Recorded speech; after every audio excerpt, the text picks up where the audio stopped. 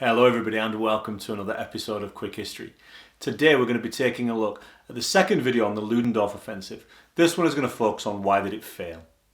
As always, there's a free handout in the description below and make sure you click on subscribe if you'd like to see more GCSE history based revision content. Let's get into the details.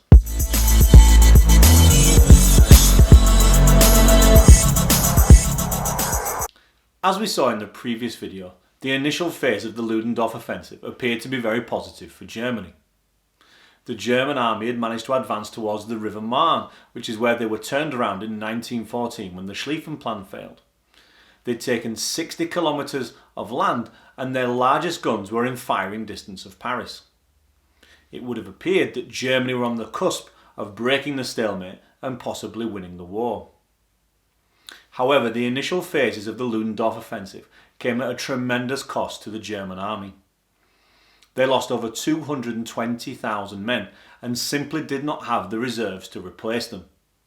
The German army was running out of soldiers. To make matters even worse, the stormtroopers had been too effective at their job. They had, as planned, broken through the British lines and gone into the back reserve trenches and caused havoc. However, they had advanced so far that the German army were finding it almost impossible to resupply them with food and weaponry.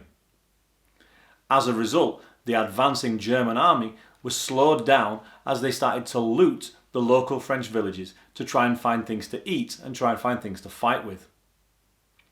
This slowing down of the German offensive gave the Allies vital time to catch their breath.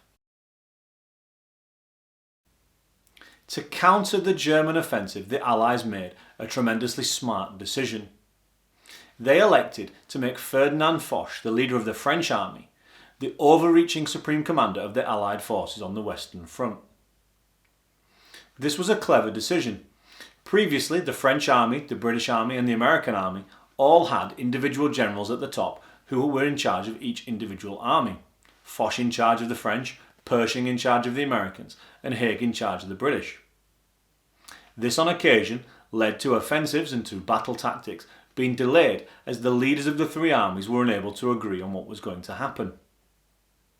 To try and prevent this in the future and to try and pushing back the Ludendorff Offensive, the Allies decided that they would have a unified command structure with Ferdinand Foch at the top.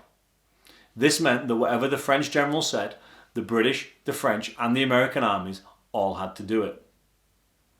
This meant that the Allied response to the Ludendorff Offensive was much more coordinated and much quicker to put into action.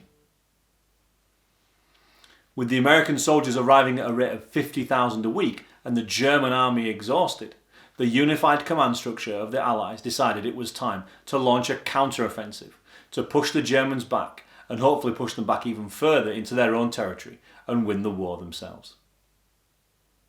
Join me in the next video where we're going to take a look at the 100 Days Offensive. I'll see you there.